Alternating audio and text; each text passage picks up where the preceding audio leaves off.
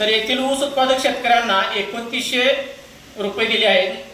म्हणजे त्या शेतकऱ्यांना FRP पेक्षा 430 रुपये 53 पैसे हे जादा दिले. आता त्या शेतकऱ्यांना 430 रुपये जादा दिले, मग आम्हाला पण इथं जादा दिले असते तर चालले असते असं मला म्हणायचं. गेल्या वर्षी 50 रुपये FRP पेक्षा जादा दिले आणि आमदार 430 रुपये. असं हेच जर सगळं या 3 वर्षातलं बघितलं तर 605 रुपये जगच्या ऊस उत्पादक शेतकऱ्यांना जादा दिले आणि आम्हाला FRP पेक्षा फक्त अंदाज फक्त 90 रुपये जादा मिळाल्या. या 3 वर्षात फक्त आम्हाला 90 रुपये FRP पेक्षा जादा मिळाले आणि असं सतत आमचा तोटा होतोय. आता 2017-18 मध्ये पण असंच झालं.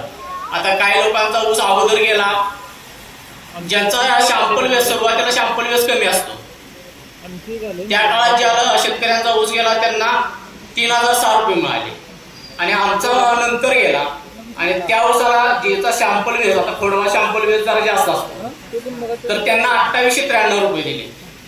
त्यामध्ये 114 रुपयाचे फरक आहे, 114 रुपये, आणि तो असा काय ते आम्हाला मिळाला नाही.